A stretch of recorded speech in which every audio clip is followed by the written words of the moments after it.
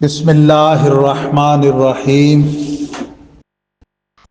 نحمده ونصلی ونسلم علی خاتم الانبیاء والمرسلین وعلی آلہ وصحبہ واہل بیتہ اجمعین اما بعد فاعوذ باللہ من الشیطان الرجیم بسم اللہ الرحمن الرحیم الم تر الی الذی حاج ابراہیم فی ربہ صدق اللہ العظیم وصدق رسولہ النبی الکریم الامین ونحن علی ذلک لمن الشاہدین والشاکرین والحمد للہ رب العالمین ان اللہ وملائکتہ یصلون علی النبی یا ایھا الذین آمنوا صلوا علیہ وسلموا تسلیما صلی اللہ علی النبی الأمی وآلہ صلی اللہ علیہ وسلم صلاۃ و سلام علیک یا رسول اللہ وعلی آلک واصحابک یا حبیب اللہ الصلاۃ والسلام علیک یا خاتم النبیین وعلی آلک واصحابک یا حبیب رب العالمین۔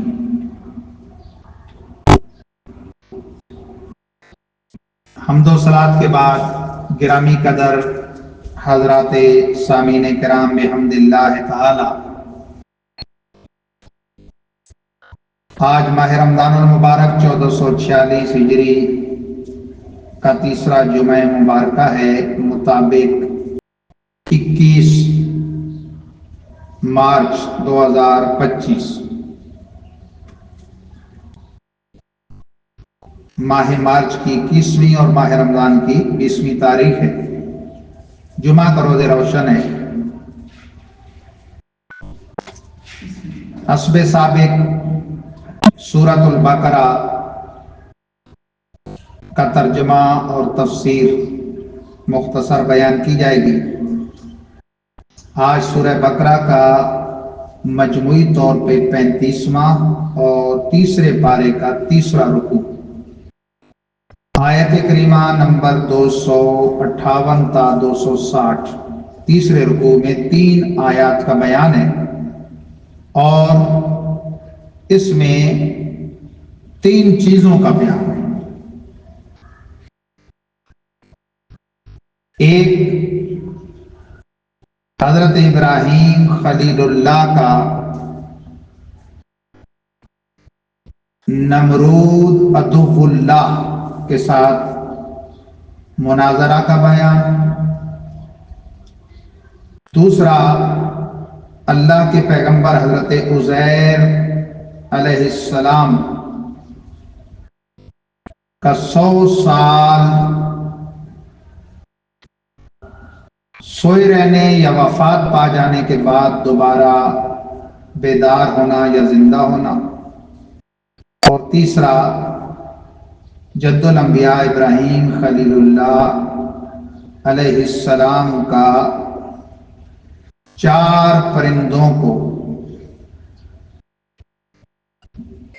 مرنے کے بعد زندہ ہو جانا دیکھ کر طمانینت قلبی اور علم الیقین کے ساتھ عین الیقین پانا۔ تو پارہ نمبر 3، رکوع نمبر 3 اور مسائل بھی 3۔ چنانچہ ارشاد ہوتا ہے، الم تر الی الذی حاج ابراہیم فی ربہ ان آتاہ اللہ الملک۔ کیا نہ دیکھا ہے حبیب آپ نے اس کو جو جھگڑا ابراہیم سے اس کے رب کے بارے میں، یہ کہ اللہ نے اس کو بادشاہت بھی عطا کی۔ اس بادشاہت پانے والے سے مراد نمرود ہے، جو سرکش ہو کر، باغی ہو کر خود خدا بن بیٹھا اور دعوی الوہیت کر بیٹھا۔ حضرت ابراہیم نے سے کہا اللہ وہ ہے جو ازلی ابدی سرمدی دائمی حی قیوم احد صمد لم یلد ولم یولد ہے، تم خدا نہیں۔ اذ قال ابراہیم ربی الذی یحیی و یمیت، یاد کیجیے اے حبیب جب فرمایا کہا ابراہیم نے میرا پالنہار وہ ہے جلاتا ہے اور مارتا ہے، وہ محیی ہے وہ ممیت ہے۔ قال انا احیی و امیت، اس نے یعنی نمرود نے کہا میں جلاتا اور میں مارتا ہوں۔ اس کے ہاں تصور بیوقوفانہ تھا نا جلانے اور مارنے کا۔ اس نے دو قیدی بلوائے اپنے قید خانے سے، ایک جس کو فرد جرم عائد ہونی تھی، پھانسی لٹکانی تھی، اس کو آزاد کر دیا، اور جس کو آزاد کرنا تھا اس کو قتل کر دیا۔ کہتا یہ تو میں بھی کرتا ہوں، جلاتا ہوں، حالانکہ یہ مراد ہی نہیں تھی۔ آپ سمجھ گئے کافر کا اتنا سارا دماغ ہے تو وہ بات کرو کہ آگے بک بکی بند ہو جائے۔ قال ابراہیم، حضرت ابراہیم نے فرمایا فَإِنَّ اللَّهَ يَأْتِي بِالشَّمْسِ مِنَ الْمَشْرِقِ، تو بے شک اللہ وہ ہے لاتا ہے سورج کو مشرق سے، فَأْتِي بِهَا مِنَ الْمَغْرِبِ، تو تو لا مغرب سے۔ اگر تو دوسرا خدا ہے تو خدا مشرق سے سورج لاتا ہے، تو دوسرے خدا بننے والے تو مغرب سے لیا۔ فَبُہِتَ الَّذِي كَفَرَ، مبہوت ہو گیا وہ جس نے کفر کیا، پکھلا گیا وہ جو کافر ہے، سٹ پٹا گیا وہ جو کافر ہے، دماغ فیل ہو گیا اس کا۔ وَاللَّهُ لَا يَهْدِي الْقَوْمَ الظَّالِمِينَ، اور اللہ راہ نہیں دکھاتا ظالم قوم، حق کی راہ پہ ظالم قوم نہیں چل سکتی۔ تو یہ عقلی دلیل سے آپ نے اس کو زیر کیا کہ جو نقلی دلائل تھے اور کائنات میں جو مظاہر تھے قدرت باری کے، ان کا وہ منکر بنا بیٹھا تھا، تو ان مظاہر میں سے ایک مظہر کی طرف خاص جب توجہ دلوائی کہ یہ جو دن کو اجالا کرنے کے لیے سارے جہاں کو روشنی کی خیرات بانٹنے کے لیے روزانہ سر نکالتا ہے مشرق سے، یہ سے اللہ لاتا ہے کہ خدا کا فعل ہے، تو اگر دوسرا خدا بنتا ہے تو پھر لا مغرب سے۔ فَبُہِتَ الَّذِي كَفَرَ، کافر مبہوت ہو گیا۔ دوسرا اللہ تعالیٰ اپنے حبیب سے خطاب کر کے فرماتے ہیں او کالذی مر علی قریۃ، کیا نہ دیکھا ہے حبیب آپ نے مثل اس کے جو گزرا ایک بستی پر۔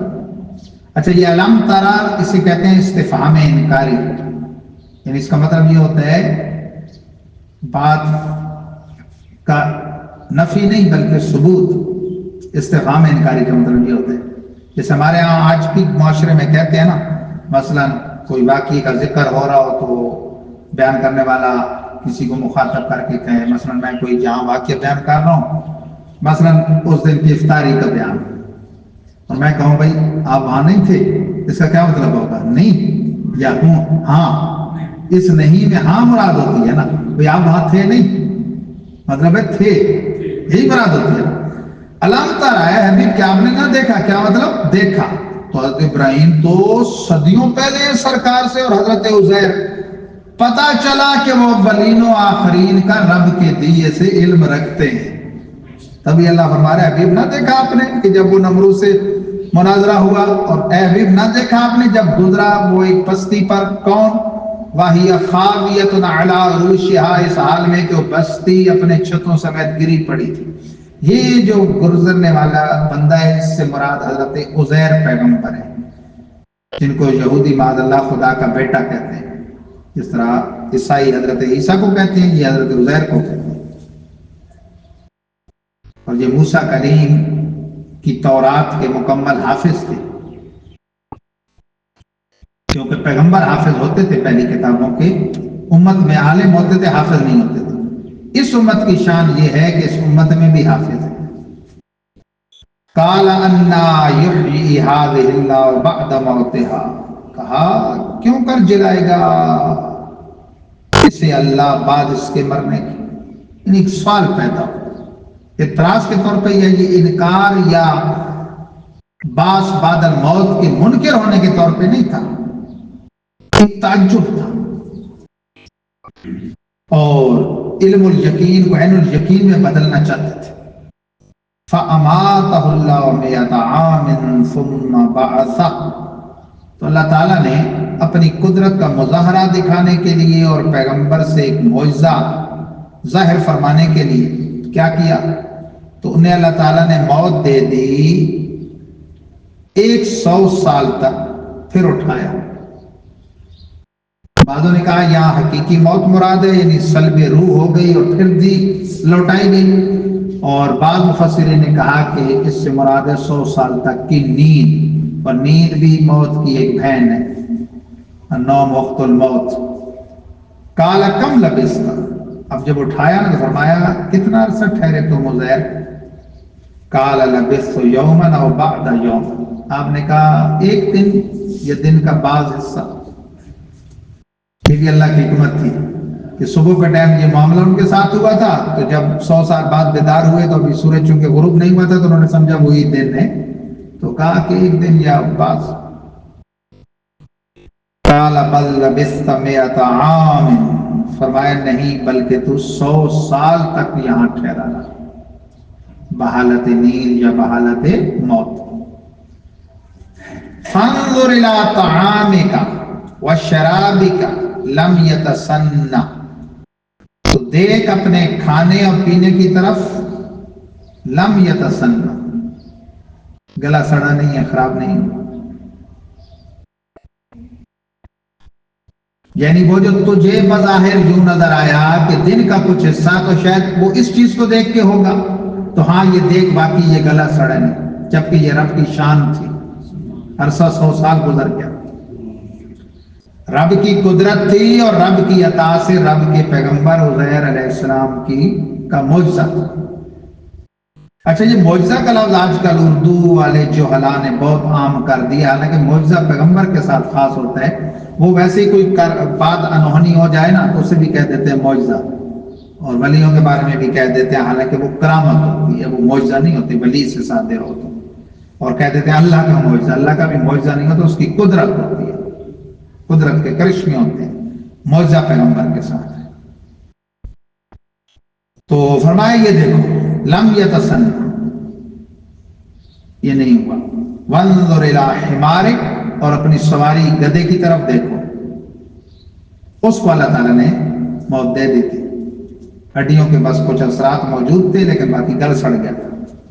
وَلِنَجْعَلَكَ آیَةً لِلنَّاسِ، اور کریں گے تجھے ایک نشانی لوگوں پہ، یعنی ایسا کیوں کیا ہم نے کہ وہ جو آپ کے ذہن میں سوال آیا تھا اے عزیر کہ بھئی اللہ کیوں کر اس ڈھائی پڑی بستی والوں کو جلائے گا، انداز کیا ہوگا اس کی قدرت کی شانیں، تو فرمایا یہ تمہیں ایک جھلک دکھا دی، تمہیں نشانی بنا دی۔ وانظر الی العظام، اور ان گدے کی ہڈیوں کی طرف دیکھو، کیف ننشزها ثم نکسوها لحما، کیسے ہم جمع کرتے ہیں ان کو اور پھر پہناتے ہیں ان کو گوشت۔ آپ کے سامنے ہی وہ سارا گوشت پوش کا گدھا کھڑا ہو گیا، کان جھاڑتے ہوئے۔ فلما تبین لہ، پر جب یہ اللہ کی شان ظاہر ہو گئی آپ کے لیے، قال اعلم، کہا جان لیا میں نے، ان اللہ علی کل شیء قدیر، بے شک اللہ ہر چاہت پر قادر ہے، ہر عیب نقص اس کو قدرت باری سے کوئی تعلق نہیں، کیوں؟ وہ اللہ کی چاہت نہیں، ہر کمال اس کی چاہت ہے، ہر کمال کا وہ جامع ہے۔ لفظ اللہ کا تو معنی علماء نے یہ کہ اللہ ہوا علم للذات الواجب الوجود المستجمع لجمیع صفات الکمال والمنزہ عن النقص والزوال، اللہ وہ ہے، وہ ذات ہے واجب الوجود، واجب الوجود کہتے ہیں جس کا ہونا ضروری ہو، نہ ہونا ناممکن ہو، جو تمام صفات کمال کی جامع ذات ہے اور ہر نقص و زوال سے پاک ذات ہے، وہ کون ہے؟ اللہ۔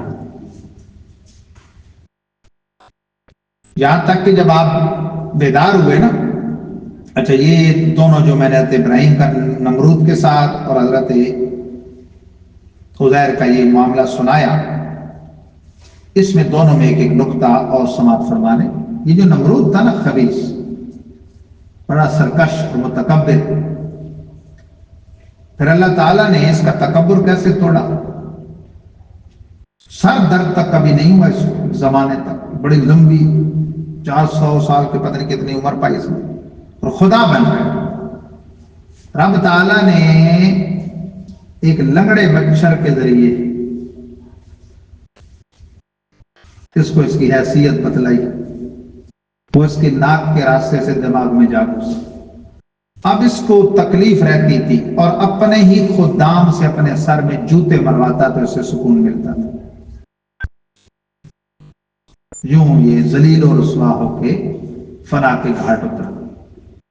اس میں سبق ہے کہ آدمی اپنی حیثیت نہ بھولے، اتنا نہ بھولے اور پھر اتنا نہ پھولے کہ خدا بن بیٹھے۔ یہ چودھری وڈیرے، یہ مختلف بڑے آفیسر، علمان والحفیظ، اب تو انٹرنیٹ کا دور ہے، بچے کے ہاتھ میں فیس بک، آپ دیکھتے رہتے ہیں ان کے مظالم، ان کے ظلم و ستم کی داستانیں۔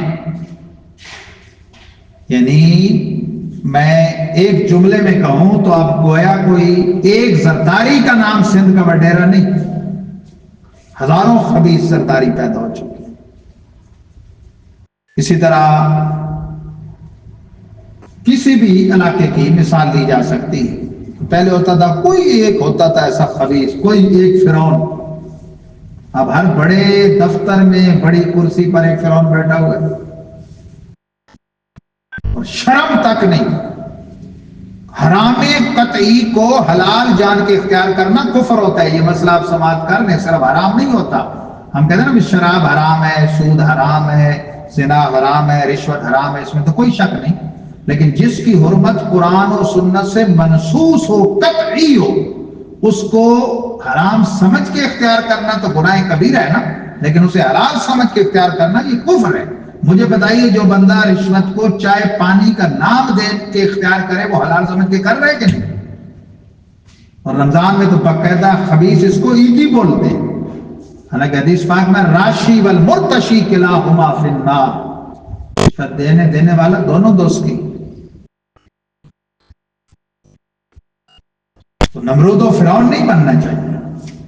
اور دوسرا یہ جو حضرت عزیر کی بات گزری، جب آپ زندہ ہو کے آئے تو آپ اپنے گھر پہنچ گئے، دستک دی، اندر پہنچے ایک بڑھیا جو اپاہج بھی تھی اور نابینا بھی تھی۔ اس نے پوچھا کون؟ تو آپ نے کہا میں عزیر۔ اس نے کہا خدا کے بندے، صدی گزر گئی، عزیر کو تو فوت ہوئے۔ کہا میں عزیر ہوں۔ کہا میں تب مانوں گی کہ وہ تو مستجاب الدعوات تھے، جو دعا کرتے تھے اللہ قبول کرتا تھا۔ اب دعا کر اللہ مجھے بینائی دے۔ دعا کی، بینائی آ گئی، پکڑ کے اٹھایا تو اپاہج پن بھی ختم ہو گیا، کھڑی ہو گئی۔ اس نے دیکھا کہ واقعی حضرت عزیر تھے۔ پھر وہ گئی بنی اسرائیل کے محلے میں بتایا، تو پہلے تو لوگوں نے کہا بھی بڑھیا سٹھے آ گئی ہے۔ پھر ایک مجلس میں آپ کا بیٹا اور پوتا بھی بیٹھے تھے۔ آپ کی بیٹی کی عمر تھی 118 سال اور حضرت عزیر کی عمر کم تھی۔ آپ جس حال پہ اللہ تعالیٰ نے آپ کو سلا دیا تھا 1 صدی کے لیے، اسی عمر میں اٹھے۔ بیٹا 118 سال کا، پوتا 80 سال کا تھا اس ٹائم، اور آپ کی عمر تھوڑی تھی۔ اور بعضوں نے کہا وہ 118 سال کا، پوتا 100 سال کا، اور آپ 80 سال کے۔ عجیب کام ہے نا۔ تو پھر انہوں نے کہا بیٹے نے کہ میرے باپ کی نشانی تھی دونوں بازوؤں کے درمیان تل کا نشان ہے، ہلال کی طرح، پہلی رات کے چاند کی طرح۔ دیکھا تو واقعی موجود تھی۔ پھر ایک اور نشانی پائی گئی کہ آپ نے پوری تورات شریف زبانی سنا دی۔ پھر اس مجلس میں ایک بندہ بیٹھا تھا، اس نے کہا تھا کہ فلاں باغ میں تورات کو دفن کر دیا گیا تھا تاکہ یہ نظام ختم ہو جائے۔ नमरूद खबीस की तरफ से, अपना काफिरों की तरफ से, बुख्त नसर एक काफिर मुसल्लत हुआ था उसकी तरफ से, तो वो निकाल के लाई गई। तो हजरत उज़ैर की तिलावत के मिन व अन बिल्कुल वो तस्दीक हो गई कि पाक पैगंबर हजरत उज़ैर हैं। अल्लाह ने इनको मौजज़ा अता फरमाया कि 100 साल सोए रहे और फिर जलवा फरोज। यहूदी ईसाइयों की तरह, जिस तरह ईसाई हजरत ईसा के कृष्ण में देख के कौम बिज़निल्लाह कह के जिंदा करते हैं फलां फलां, तो उनको खुदा का बेटा कह बैठे, यहूदी इनको खुदा का बेटा कहते हैं। दोनों बातें हैं। इसलिए साहिब कसीदा बुद्धा ने बड़ी प्यारी बात की, कहते हैं मद्दातहुन नसारा फी नबिय्यिहिम वहकुम बिमा शिता फीहि मदहम वक्तके। ऐ सुन्नी सही अकीदा मुसलमान आशिक रसूल, हुजूर की शान में वो बात न कहना जो ईसाइयों ने हजरत ईसा के बारे में की, खुदा न कहना और खुदा का बेटा न कहना। वहकुम बिमा शिता फीहि मदहम वक्तके, बाकी जो चाहे हुजूर की शान में बयान कर। मुख्तार कुल कहे, नबी गैबदान कहे, रसूल पाक कहे, खातमुन नबीयीन कहे, बद्दुहा के चेहरे वाला कहे, अलम नशरा के सीने वाला कहे, सरकार की शानों के जितने चर्चे होकर वो न कहना जो नसारा ने ईसा रूहुल्लाह के बारे में कहा। खुदा न कहना, खुदा का बेटा न कहना।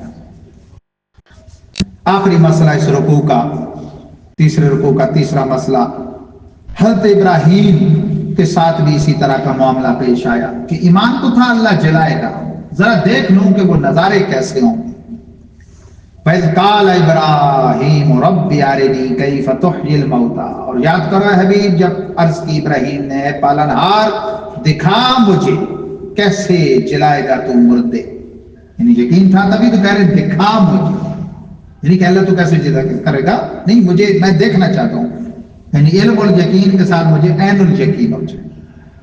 काला वलम तुमिन, फरमाया ऐ इब्राहिम तुम्हें यकीन नहीं। काला भला, अर्ज की क्यों नहीं।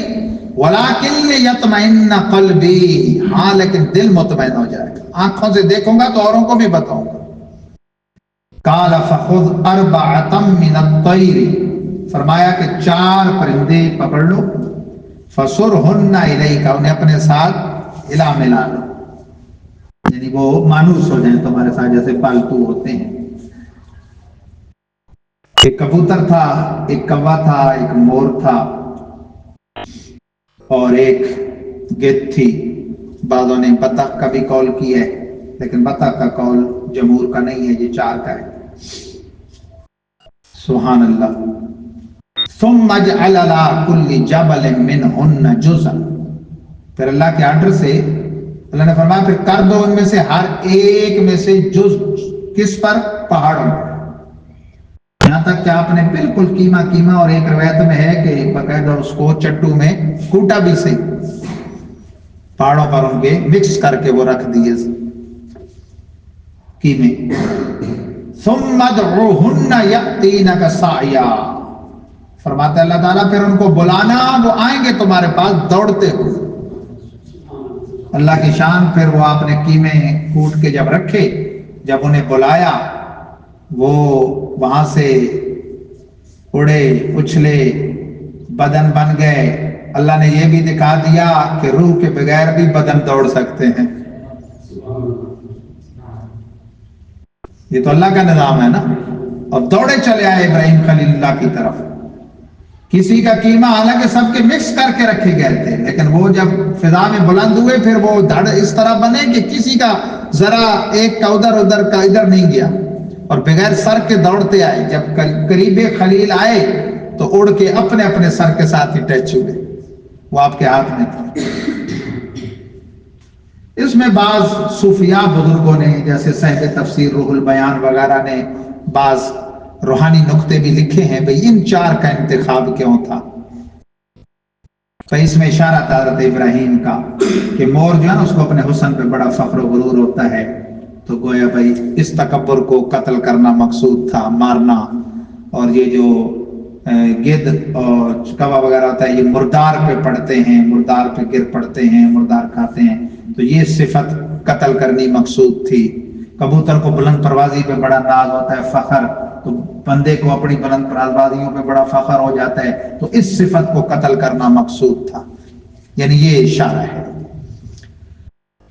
تو فرمایا وَعْلَمْ أَنَّ اللَّهَ عَزِيزٌ حَكِيمٌ۔ پھر گدھ اور کوے میں ایک فرق بھی کیا، چاروں کے الگ ہونے چاہیے نا، کہ گدھ مردار خور اور کوا ویسے فطرتاً لالچی، تو بھئی یہ مقصود تھا۔ تو اللہ فرماتا ہے وَعْلَمْ، جانو اے حبیب، أَنَّ اللَّهَ عَزِيزٌ حَكِيمٌ، بے شک اللہ غالب حکمت والا ہے۔ رب تعالیٰ کے فضل و کرم سے آج مسلسل جمعات مبارکہ میں ابتدا سورۃ الفاتحہ سے لے کر پھر سورہ بقرہ آج 35 رکوع یعنی تیسرے پارے کا تیسرا رکوع ختم ہو گئے، ان قریب انشاءاللہ العزیز 5 رکوع غالباً اور ہیں،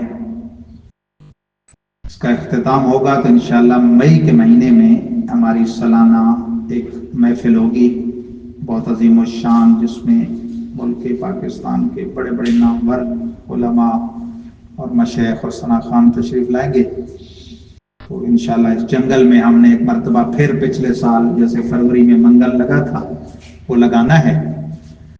ابھی یہ آنے والے جمعہ جو ہے یہ جمعہ مبارکہ جمعۃ الوداع ہے، دن 27واں روزہ ہوگا اور پھر جو آگے رات آئے گی جمعہ ہفتہ کی وہ 28ویں رات ہوگی۔